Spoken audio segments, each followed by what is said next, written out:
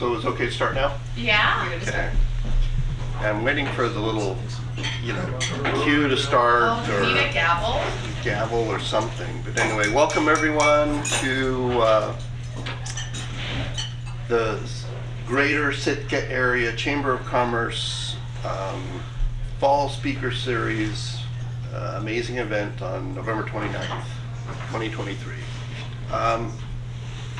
My name is Lauren Olson. I'm on the board and was asked to MC today. I want to, of course, welcome everyone. We typically welcome elected officials, the mayors, assembly members. They may be online. Don't see any in the room, but welcome everyone, and welcome elected officials. So our third annual Light Up Lincoln Street event is this Saturday, December 2nd. Shop local all day throughout downtown. Actually, I should probably pause for a moment. Third annual Light Up Lincoln. I was fairly new to Sitka, had been here about a year, and I was asked to MC the first annual Light Up Lincoln Street. And it was on Totem Square, beautiful tree, Christmas lights, a lot of who's who in Sitka there. I left thinking I did a pretty good job, but when they didn't ask me to MC on the second annual Light Up Lincoln, I kind of got the message. Now, this is my second time MCing the speaker series, so they were either desperate or I did a good job. But shop local all day. I mean, it's you guys have been there. Shops have Christmas lights. It's beautiful up and down Lincoln Street. It's a great day, December 2nd, to shop local. There's an entry card for a chance to win a $100 cash prize. Then stop by the Cold Water Bar and Grill from 3:30 p.m. to 5 for holiday treats, photos with Santa, special guest appearances, family-friendly holiday tunes with DJ Sydney Dean. So let's flood Lincoln Street with the third annual Light Up Lincoln. The Share Your Spark Holiday Lights map is back for 2023. Add your decorated home or business to the Holiday Lights map for a chance to win a prize. The prize giveaway will be live streamed on Wednesday, December 20th at noon. If you'd like to donate a prize, the last day to do so is this Friday, so that would be December 1st. Call the chamber. By way of announcements, lastly, we have chamber members are invited to a business after hours event hosted by First Bank on Tuesday, December 12th from 6 p.m. to 8 p.m. The evening will feature appetizers from the fresh fish, beverages, and an opportunity to participate in a giveaway for a silver basin gift basket. So I don't see any of you marking your calendars. December 12th, let's do it. I'll see you there. We've had great speaker series events on housing. I'm on the Chamber Task Force to talk about housing, affordable housing, workforce housing here in Sitka. Some of our previous presenters are in the crowd. Thank you for attending. We've got regulars here. We do want to circle back in 2024 and have some follow-up conversations with many of you where we collaboratively talk and strategize on ways to all work together. Our speaker today that we're fortunate to have all the way down from Anchorage is Nolan Clouda. He's the Executive Director of the Center for Economic Development at the University of Alaska's Business Enterprise Institute. As Executive Director, Nolan provides overall leadership for the University of Alaska Center for Economic Development. He is a certified economic developer through the International Economic Development Council and serves as chair of the Municipality of Anchorage Budget Advisory Committee. He lives in Anchorage with his partner Michelle, daughter Cecilia, and son Winston. Anyway, and for all of those joining us via Zoom, you can put your questions in the little chat box, and our technology specialist, Victoria, will read out the questions so that Nolan can answer them. Anyway, Nolan, thank you for being here. All right, thank you. Thanks for having me. All right, well, good to be here. When I get speaking invitations to come to places, I don't always have the ability to travel, or it doesn't always fit in. But when an invitation comes from Sitka or from other places in Southeast, I really try to make it work, because I'm always looking for an excuse to come to this part of the state. I love it here. It's also nice to come in the winter time, because Anchorage is usually colder and snowier, and it's always a little bit warmer here and nicer here, less snow. So great place to be. So I'm excited to be here. So the subject of housing, kind of a big deal, right? I guess this is something everywhere I go, everybody I talk to around the state, every community I talk to around the state, housing and labor shortages are the two big subjects of the day, and they're related to each other, right? And so a while back, I kind of decided to dig into this. I work on a lot of issues related to economic development, and kind of understanding the big trends for our state economy, what we can do going forward, how we can make Alaska maybe a more sustainable place in the future. And one of the big things that really came out, I think especially during the pandemic, but it wasn't a new problem, is just the availability and the affordability of housing. And what's really fascinating about this to me is that Alaska is such a diverse state as far as our communities. They're so different from one another in so many ways, and yet from Anchorage to the smallest village in a remote part of the state, housing is a problem, top to bottom. Almost every community, housing is a really serious problem in Alaska. We just don't build enough of it. But talk a little bit about some of the big trends. A lot of what we're seeing with this recent increase in housing is something that's happened nationwide, and really even in much of the world. During the pandemic, we had a lot of savings. We had all the stimulus programs. People were able to actually save up a lot of money. They were spending less. And we also had really low interest rates, so more people were in a position to buy homes, and it really pushed up the price of housing everywhere, right? So we had so this is something that happened all over the place. People were saving their paychecks, not going out, not traveling as much, and there were the generous unemployment benefits, the stimulus checks. People's incomes actually went up during COVID because of all the stimulus spending, even though unemployment was fairly high. And so a lot of that savings ended up going into housing. There's also a demographic factor. A lot of people who were in their 20s and 30s looking to buy homes for the first time were out on the market. So housing costs went up much faster than the rate of overall inflation, both for rent and for owner-occupied housing. So that put us in the situation as of this summer. The median listing price in the U.S. $445,000 for a typical home, $413,000, a little bit less here in Alaska, but I'll say a little bit more about why it's lower. We've got high interest rates are cooling the market a little bit, but housing still remains expensive. It's not coming down in a clear way. It's leveled off a bit overall, but it's not clearly coming down. And what's really nasty about this too is that as prices have gone up, there's actually a lot less inventory on the market. There's fewer listings. There's fewer houses available to even look at, and that's a really interesting problem. So even if you can afford a house, can you actually find one? And can you find one that meets your parameters? So my wife and I, while we were just about to have our first child, Cecilia, we were house shopping. 7-8 months pregnant. We were house shopping in Anchorage 2019. We were always just horrified at how there's just so little on the market. It seemed like at the time there just wasn't much. Everything that was available. This is in Anchorage, is more expensive than you want. You have your checklist of things, and you're like, oh, it needs to be this size in this neighborhood and this amount of money, and you throw all that out the window because of what's there. But we ended up finding a good place. But inventory is about 70% lower than what it was then, and prices are around 30 to 40% higher, in Alaska from just 2019. It was not that long ago. So I think that if you've lived in your house for a while, sometimes you don't notice these problems, right? Because it really affects you when you're on the housing market. But this is a big issue for anybody who's trying to get into a home, right? Anybody who's trying to upgrade, start a family, or move somewhere new. So this is a real challenge. So why is it that, if people are usually like if people are wanting to buy a home, then they're probably also selling a home. So shouldn't there be like about an equal number of homes going onto the market?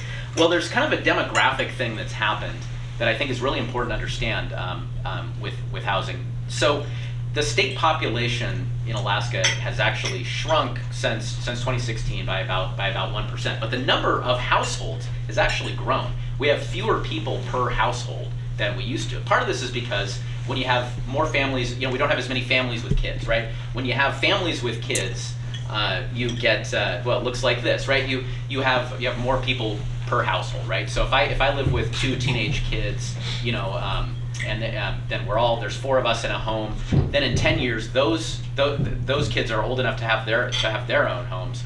Now the same number of people are spread across 3 households potentially, right? So when you have more of your population consisting of adults, we don't like each other very much. We don't crowd together as much as we do when we have kids, right? So you're spread over more homes. So the average household size has gone down. You can see here that the number of 1-person households is up a bit. The number of 4-person households is down a bit.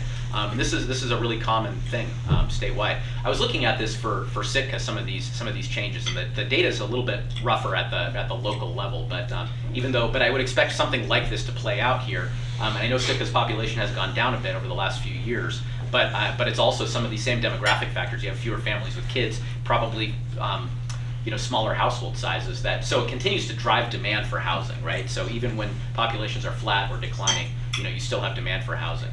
And then there's also the other factor too that about half of the homes in Alaska were built in the 70s or 80s, right? It was the pipeline boom era. That's half of our housing. My home was built in 1982. And so there's an aging of the housing stock as well. In our climate, anywhere in Alaska, the climate is tough on housing. So there's a deterioration factor. You need to reinvest in housing as well to keep it going. So you need to have more housing stock being added, I think. So here's what home prices around the state look like. This one does not have data for Sitka, but Juneau is tending to lead the state in terms of housing costs, over $500,000 a home. Statewide average about 420-some thousand. Does anyone know what's the typical in Sitka what the average price is? I saw in Zillow it was around 500 or a bit higher than 500. Is that so? Definitely more on the expensive end of this, probably similar to Juneau, I think. Yeah.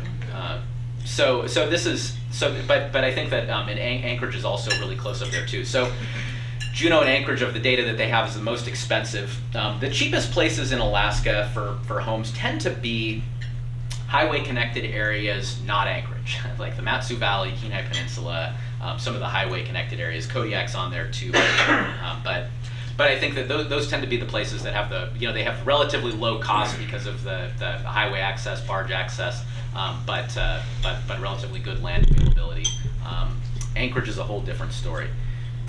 And then also I talked about how the average house is a bit, or the average cost in Alaska is a bit lower than the national average. But one thing that leaves out is if you're actually looking at an apples to apples comparison, like a house that has specific attributes, that's a new constructed home, and use that as a benchmark, then Alaska tends to be really high. There's only data in this data set. There's only data for 4 Alaska cities. Anchorage and Juneau, it's bumping $700,000 for a 2,400 square foot home on an 8,000 square foot lot that's new construction. So this is in about the top 10% of metros across the U.S. And I would bet that Sitka is probably in a similar ballpark for this type of a home. So new construction homes, tend to be even dramatically more expensive. So not a great sign for market affordability as far as building new homes. I think that a lot of the homes that are getting built, many of our communities in Alaska, a lot of are kind of custom built homes, and a lot of times custom built homes, and they're aiming at the higher end of the market. That tends to be a little bit more profitable for developers to sell into that market segment. So we're not talking about people building a lot of starter homes, not a lot of the smaller ranch style homes. It's generally that. And even expensive homes do help affordability for other homes, but it's still not it's not necessarily the direction that we want to see overall. Rent costs also going up.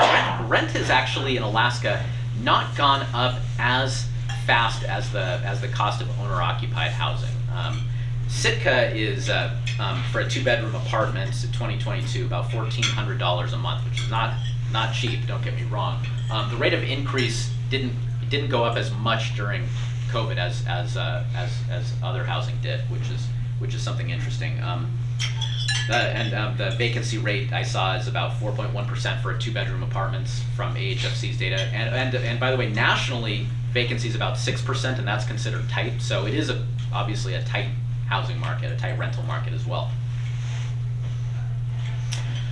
Multi-family housing is always a little bit tricky as well as far as the profitability of building it. It's a more expensive type of construction than single-family homes. It's built to commercial standards, so it's more expensive per square foot.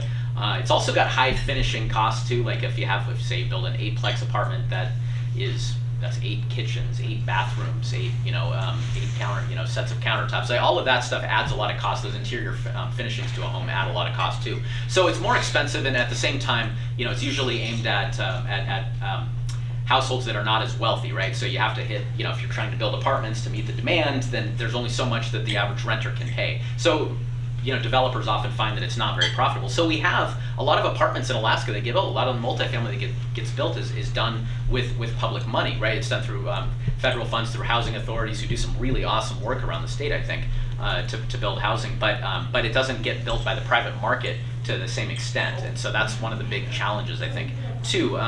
The role that multifamily housing plays if you're talking about attracting young people, new people. If you want more people to move to your community, they're oftentimes going to be people who are going to rent first before they buy. So, and then when you have seasonal workers and others, there's a good reason to have that kind of flexible, low entry sort of housing for people to get into, and increasingly pretty scarce in Alaska. And then there's the subject of short-term rentals, and I know this is always an interesting issue. There's national data. It's not certain exactly how much of rental prices, rental availability is due to short-term rentals. I can't tell you definitively how much it's bringing up costs, bringing down availability. But nationally, there's lots of evidence. Lots of studies have shown that short-term rentals do increase the cost of rent. Do increase the cost of housing all around, which is maybe not terribly surprising. I think that around Alaska, there's probably a lot of variation in how much short-term rentals are causing impacts. So I did a little kind of back of the envelope.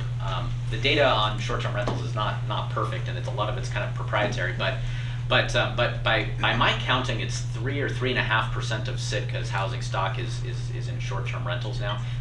Does that sound like a lot?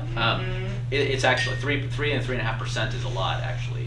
It's enough to make if you're talking about when you're talking about rental vacancy rates, you're talking about a few percentage points. If you move those a percentage point up or down, you're actually making a pretty big difference in the market. So the challenge that I think is it's not that short-term rentals are inherently evil. I think it makes a lot of sense that people would want to have that kind of income supplement. I think the challenge with it is when they continue to each year, you're going to see more and more housing tied up as short-term rentals. That's as visitor numbers increase statewide. We don't necessarily build a lot of hotels anymore. Around the state, you don't see a lot of hotel construction happening. So more and more of your housing stock gets tied up as short-term rentals, and we have really low rates of building, like I'll talk about in a second. And so more and more housing stock becomes essentially a hotel. And so that I do fear kind of the direction of that. So efforts to cap them or limit them, not to eliminate them, but to limit short-term rentals are probably do make a lot of sense, or else you're going to see that trend get out of hand.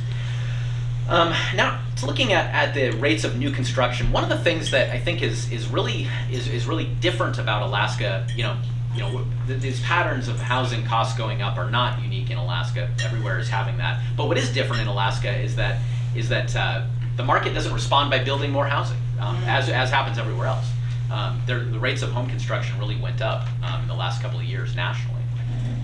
Even as interest rates have gone up, housing construction rates have been high the last couple of years, but not in Alaska. We rank about 45th in the U.S. for new housing on a per capita basis. so the measure I like to use, how many new housing units for every 1,000 people do you have? The U.S. is around five housing units for every 1,000 people. Alaska, we build about two per every 1,000, and some of the states that are really going gangbusters, it's 9, 10 units per 1,000. So our rates are very low. High construction costs are probably the biggest culprit, but there's a lot more to talk about there. So but there's variation here. So where in the state does housing actually get built? So number one is the Mat-Su Valley. The Mat-Su Valley builds about 8 units per 1,000, and that's just order of magnitude higher than anywhere else in the state. Second, Sitka. Sitka actually builds a lot more housing per capita than anywhere else in the state besides the Mat-Su, which is something that's really interesting, I think. This is all adjusted for population. Sitka's building about 4 units for every 1,000 people, compared to the statewide average of 2 to 2.5. So definitely good news. I found it interesting that southeast communities are on the top there. Also Haines, Ketchikan, Skagway are above the statewide average too.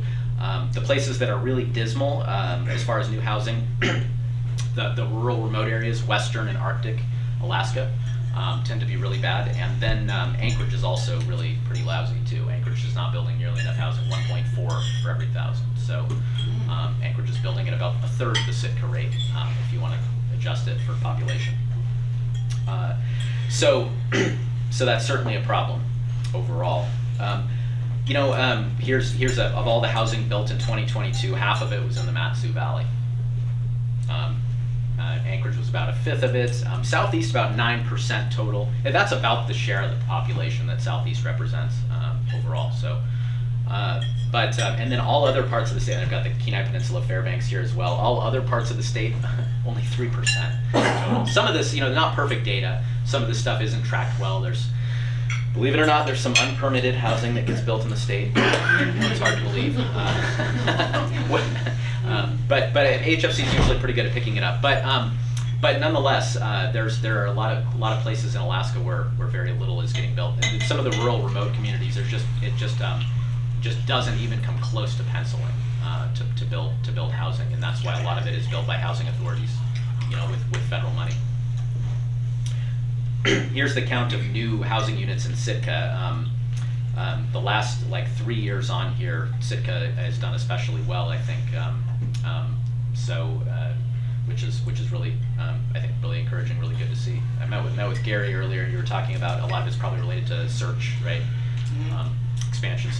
So whatever the cause, though, I think that's really good news overall. I probably still want to see much more housing. But nonetheless, I think Sitka is doing better than most of our communities in Alaska on this measure, even though affordability might still be a big problem. Why so little gets built in Alaska? This is a typical kind of situation. I mean, these numbers are approximate, but you have the example I collect is Kotzebue, but it might be anywhere in the state, where it might cost about $300 a square foot to build a house.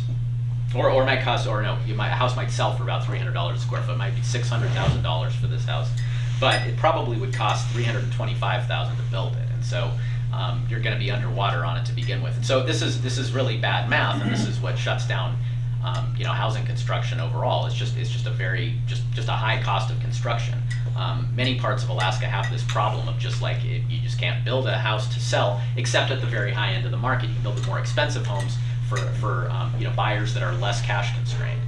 A large square footage home is actually relatively inexpensive to build. It's much cheaper to build a large single family home than a multi-family home because of you don't have as much finishing cost. A lot of the space in a large home is like empty bedrooms and stuff. It's not like kitchens that have a lot more expensive furnishings. So you can, but adding extra bedrooms adds a lot of sales value, right? So that's why you see that high-end housing still getting built.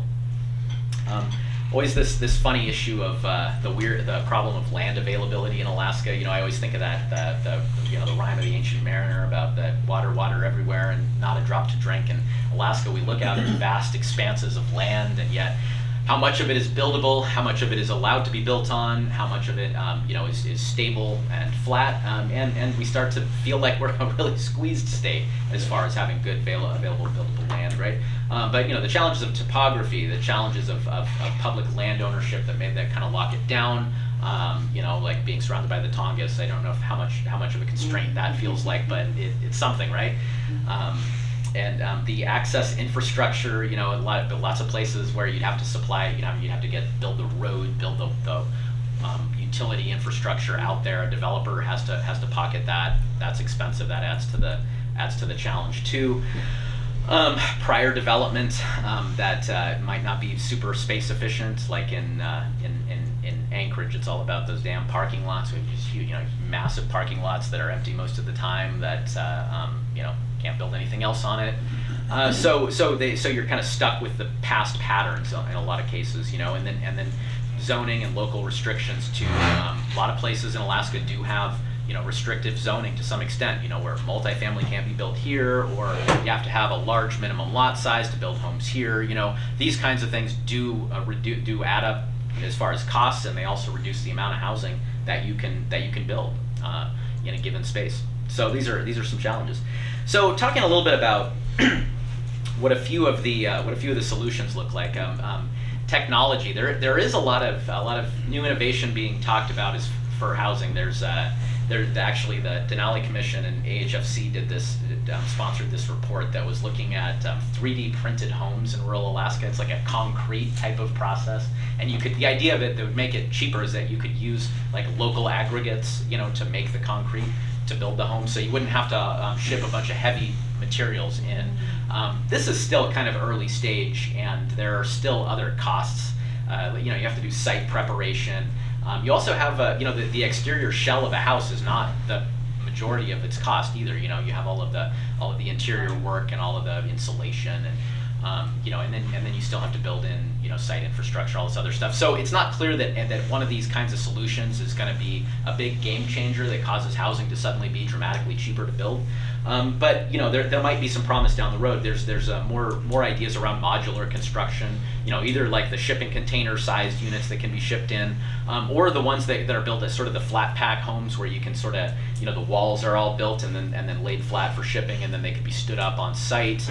But I have not seen anything that is market ready and that's really game changing as far as making affordability, improving affordability. But I think that these are all like there's some promising directions there. You do always have the other costs though, besides just the vertical construction. You always have to deal with the site preparation, the infrastructure, and all of the other stuff too. So you can only lower the cost so much with these things, but hopefully that becomes more of a thing. Manufactured housing, a lot of new innovations there. They don't look like our classical ATCO trailers. So there are other solutions out there, although I have not seen something that's a game changer just yet. Also financial incentives. One that's become at least discussed a lot around the state and implemented in a few places. Property tax abatement for multifamily usually. So the idea being, and I don't think Sitka has a program like this, but Anchorage has it, Juneau has it, Fairbanks has it. Basically, you give the developer X number of years of reduced or just eliminated property taxes for the property. So it makes it so that it's a little bit, so it improves their cash flow for the years that they have it, so they could actually afford to build a multifamily more profitably. So there are a few buildings that have been built this way. I know of I think in Anchorage, Fairbanks, and Juneau, all three have used this to some effect at least. So that makes it a little more affordable to build the housing, a little bit more profitable for developers. Also looking at new sources of kind of patient capital, in other words, capital that might be a little bit easier terms than what a private or a commercial bank would be able to offer. So ADA, the Alaska Industrial Development and Export Authority, the state-owned entity, their program, like they have the loan participation program that works with banks to make longer-term loans. Can't be used for housing currently, but there's been some talk about some legislation that would allow it to be used to construct multifamily housing as well. So that would be, I think, a 25-year repayment term instead of like I don't know what a bank would offer, 7 or 10 years or something like that. Mezzanine financing, also something out there which is kind of like a blend between like debt and equity financing that can fill gaps in a builder's sort of capital stack. So coming up with kind of new financing would be a good solution, I think, as well. Things that could be looked at. Site infrastructure too. Looking for ways to build site infrastructure. Alaska tends to be unusually burdensome for developers as far as saying like, okay, you want to develop property, then you need to build all the roads and the utilities right out to it. And so there are ways that this could be done. Some places, instead of having the developer just pay the whole thing, they charge the developer like impact fees that are based on some kind of formula and that are a bit less burdensome than actually building like a whole road. There's sometimes a question about whether we require developers to build too much infrastructure, too wide of a road, a sidewalk that doesn't necessarily fit a pedestrian pattern, or things like that. There are some cases where I know of a case in Anchorage where a developer had to pay for not only to build the road, but also to like upgrade it to a higher standard, and then that road was going to be torn down to be rebuilt according to the Muni's comp plan anyway in a couple of years. So there's a lot of unnecessary costs that get added on. I say unnecessary; they should be evaluated like whether they make sense. Because this is something that if we have an interest in building more housing, and new housing adds to our tax base, it's not just a giveaway, it's actually kind of an investment. There are definitely ways to bridge that, right? And I think that we need to look at those kinds of options. Land use and permitting reforms. This is something that varies a lot around the state. How much of a burden the permitting processes and the zoning regulations. Zoning really regulates is basically, you can kind of boil zoning down to two main things. It regulates the use of the land, whether it's single family, multifamily, commercial, industrial, whatever, and also the density that's allowed. So all the whole what's the minimum lot size, what's the largest building that can be built on that property, how deep are the setbacks, how far back from the property line do you have to go before you can build. Those are all parameters that could be adjusted. And there is more of a movement now that is kind of against zoning, I think, that looks at the benefits of zoning and the costs of it and says that it's not always worth it. A lot of times zoning is about sort of protecting existing neighborhoods from change more than it is about generally not much of a relationship to health or safety or anything like that. So zoning, I think, is something that I personally am on the side of loosening things pretty significantly. Allowing, multifamily, is it allowed? Sometimes a lot of places in a typical city, there's big portions. It's only going to be allowed in certain places, right? And is that a barrier? Do we want to allow it to be built in more places? Also multifamily doesn't have to mean your gigantic 8-plex, 12-plex type of apartment buildings. It can also be duplexes, triplexes, 4plexes, right? That are relatively smaller. And then there's also stuff like ADUs, accessory dwelling units, where you could build a small home on your property that you could make it a rental or whatever. That's also another way to kind of like add a little bit of gentle density, but it doesn't it's not a high-rise building. It's not too disruptive. So those are certainly a thing too. Looking at other housing models too, there's housing for like specific populations, say senior housing. A lot of times there's not a lot of senior housing in Alaska. There's not enough senior housing in Alaska, and so what can be done to build more senior housing that creates homes that also frees up more housing stock as well. A lot of times, folks are sort of like trapped in their home that might not have been the home that's set up for someone with limited mobility, right? And so if more senior housing can be built, that can also be a really good thing as our population ages. Seasonal worker housing. You guys have any seasonal workers in Sitka? Is that a thing? Right? It's like you get a few of them, right? Right. So that you always that like seasonal surge of people need a place to live for 4 months or whatever per year. Looking at employers and what they can do to help shoulder some of that, I think is also something that makes the housing market on the whole better. So those folks, we're all competing for the same housing stock. Military, Coast Guard housing as well. Big issue in like Fairbanks with the expansion of the military base there. I know in Coast Guard communities, whenever there's a change in personnel, can they add more housing? The community land trust. Sitka has been kind of a path maker on this one. With the community land trust, this is something now everywhere I go in the state, people are like, we want to be like Sitka and have one of those community land trusts, to have housing that stays relatively affordable. The cost can only go up so much, right? That's something I'm looking forward to learning more about, but also a good model for maintaining some housing affordability.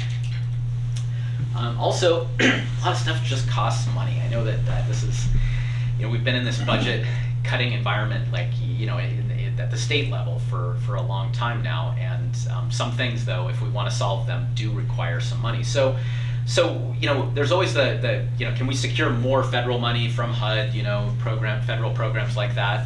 Those programs, they usually are formula based and somewhat limited. You can't necessarily scale them up hugely. They kind of have their pot of money that they dole out, and that a lot of good stuff gets done with, but it's just not quite enough. It's just not quite enough for the need, right? But is there more that can be done with matching some of those funds with other sources to build more housing, tapping into philanthropic funds? I think that some of the philanthropies in the state, like the Rasmussen Foundation, are really interested in this problem too.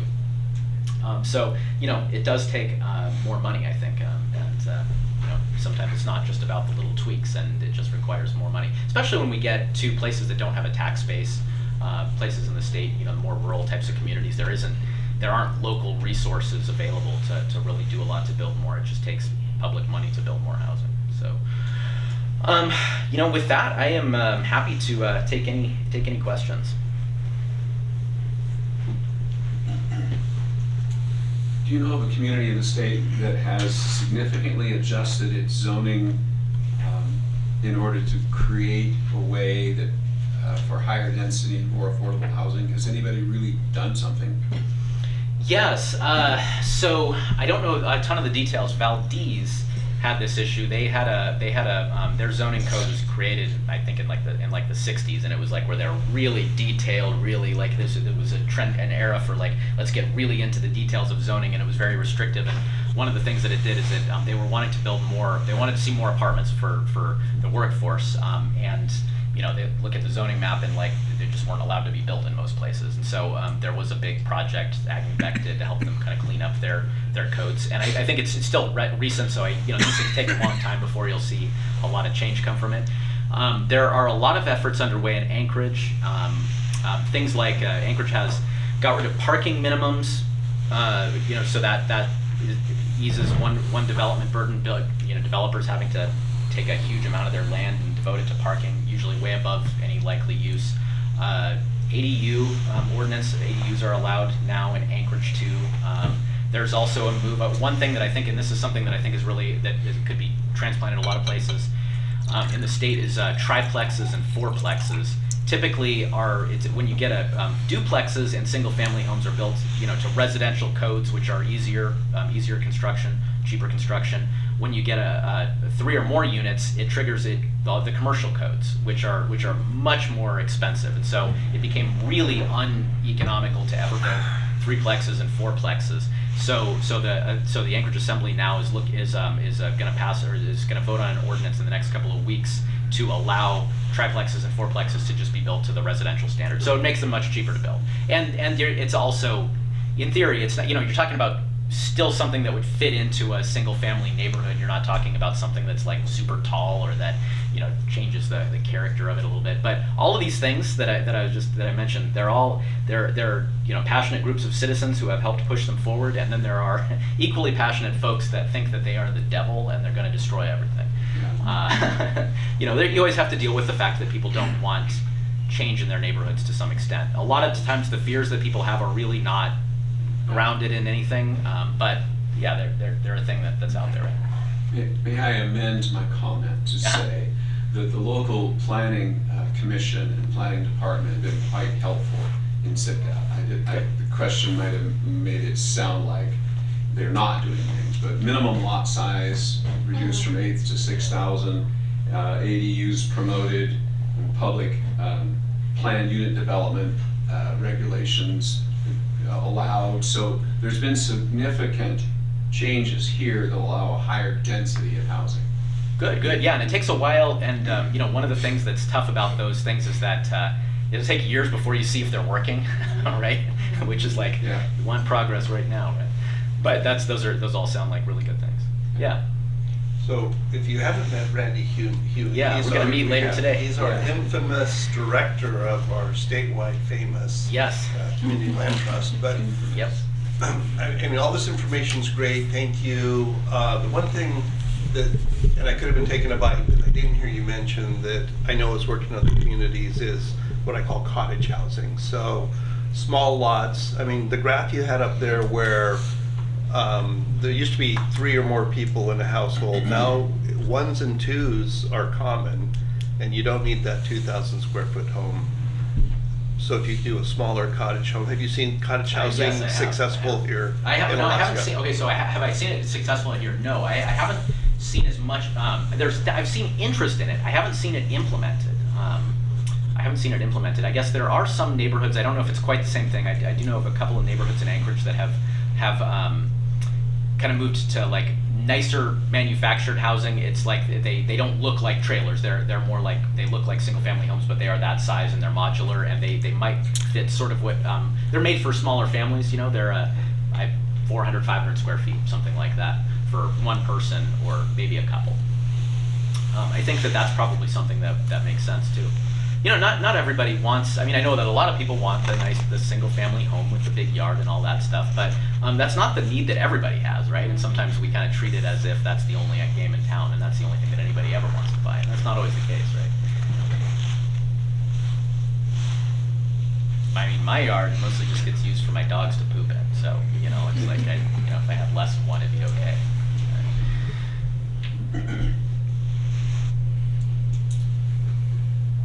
Is there a burning policy change the state should make to address affordability in housing that you have not addressed? You said many policy sorts of statements there. Yeah. Anything else that you think that this state of Alaska could do and should do?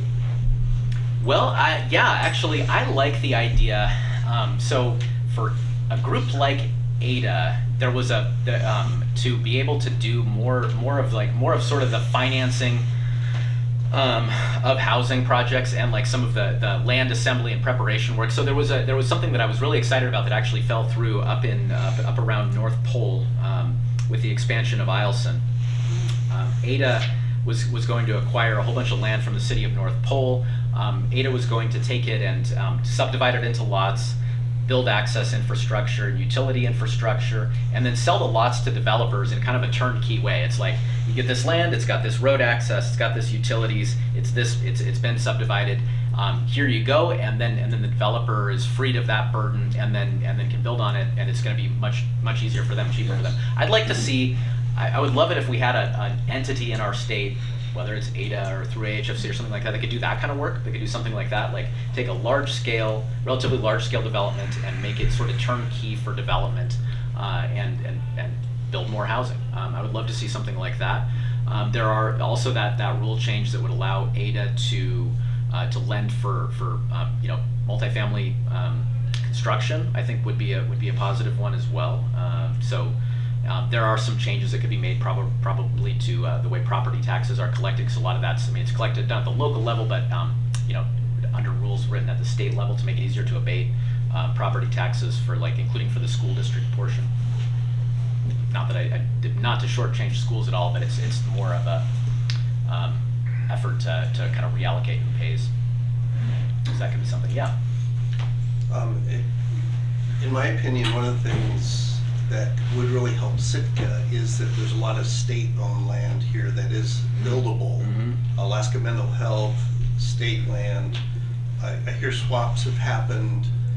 Do you have any connections or pull? Could you help us put a little bit of fire behind those type of actions taken by the state to help us here in Sitka?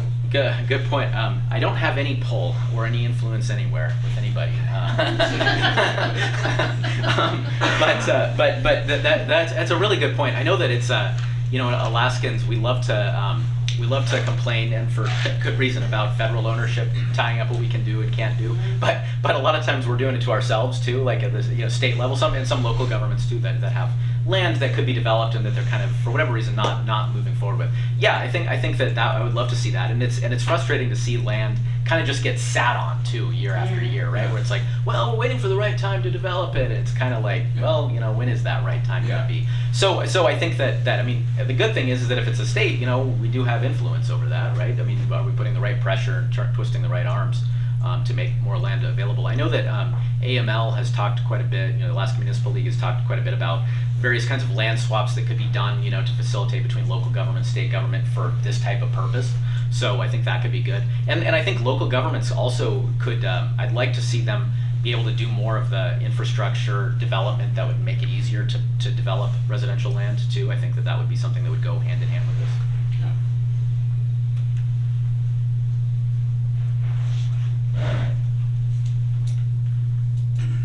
So yeah, well, if anybody has any questions, happy to leave my contact information, and I'll be, here for a little bit as well. So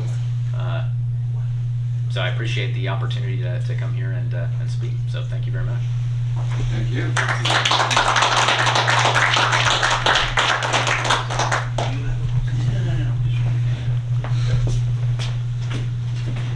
Thank you, Nolan. This was good. Thank you, audience, for your questions and participation. Yeah, another great meeting.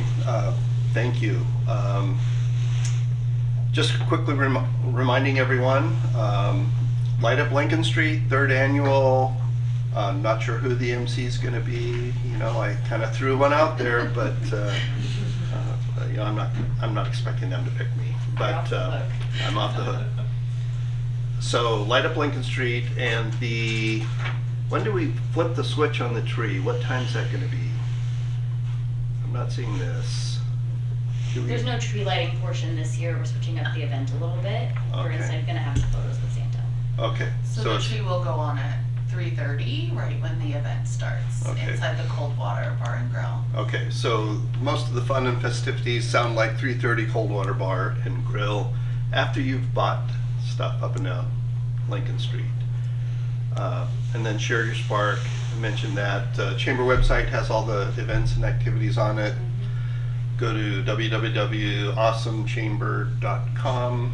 I don't know, what's the website? SitkaChamber.com. AwesomeSitkaChamber.com.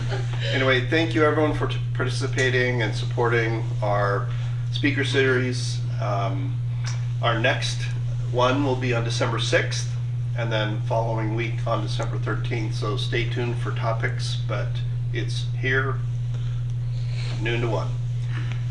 See ya is the 6th next week already? It's next week. So see you next Wednesday. Thank you.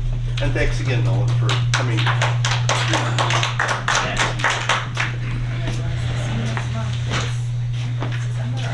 Yeah.